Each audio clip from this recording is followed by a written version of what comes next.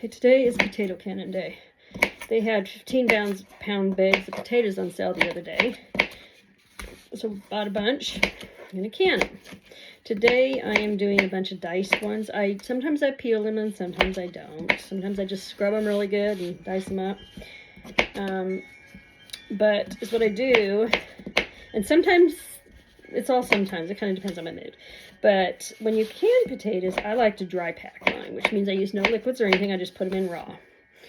And then sometimes I usually add like a little pat of butter, maybe some sea salt. Sometimes I put in some little fresh garlic.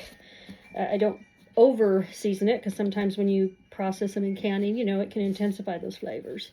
But I do like to put a little garlic, sea salt, and a little pat of butter in them.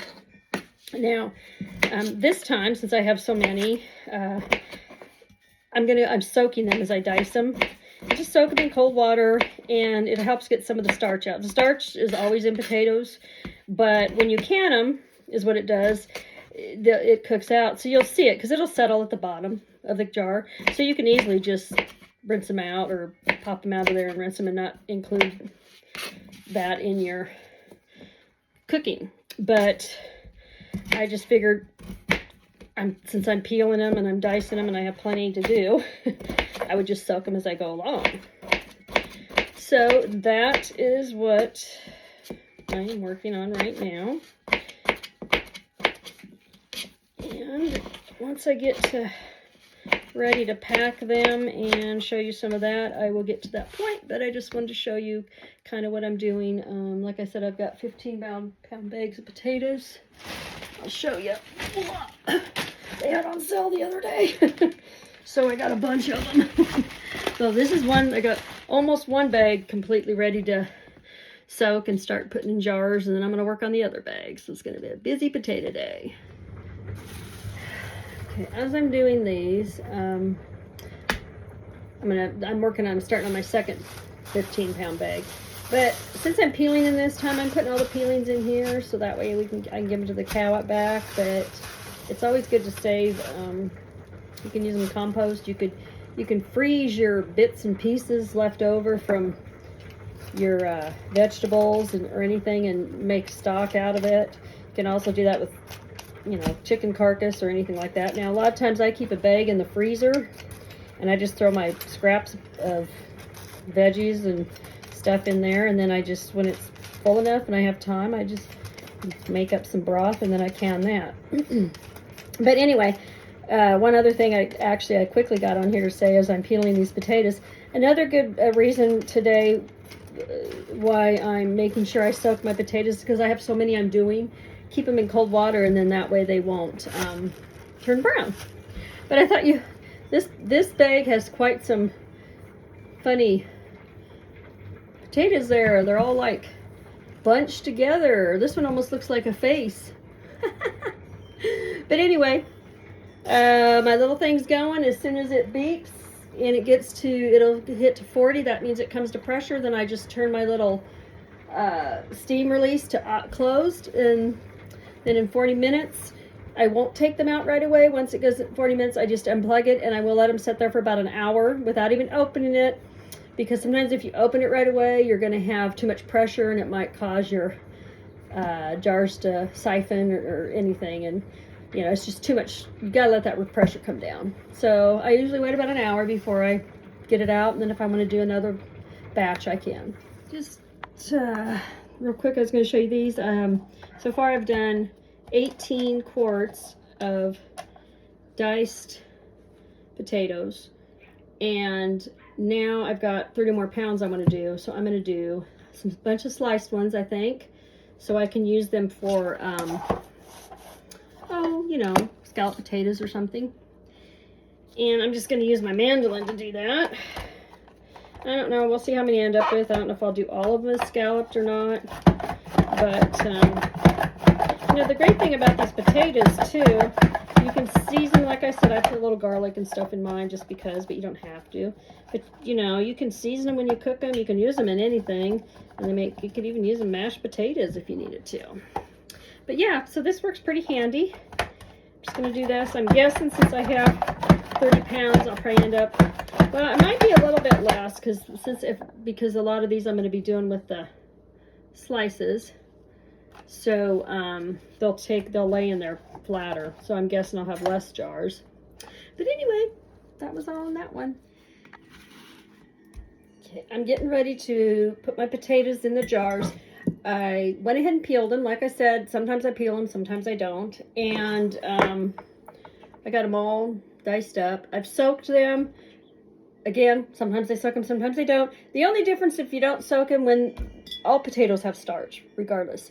And when you can them, the starch will just fall to the bottom. So you can just take your potatoes out when you go to cook them and just get rid of the starch.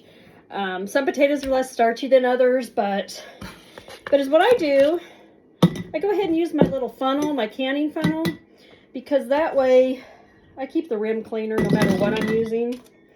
And it just kind of guides it in easier. See, then I can just put them in there. And like I said, I do not add liquid. I dry pack my potatoes. I dry pack pretty much most of my vegetables. I do go ahead and I put in a little pat of butter. I use a little bit of sea salt, just because.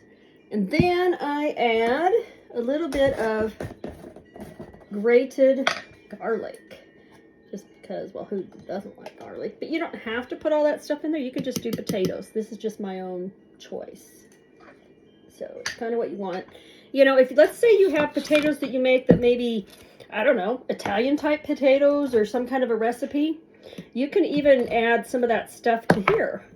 The only thing that sometimes happens, sage, for some reason, is one of the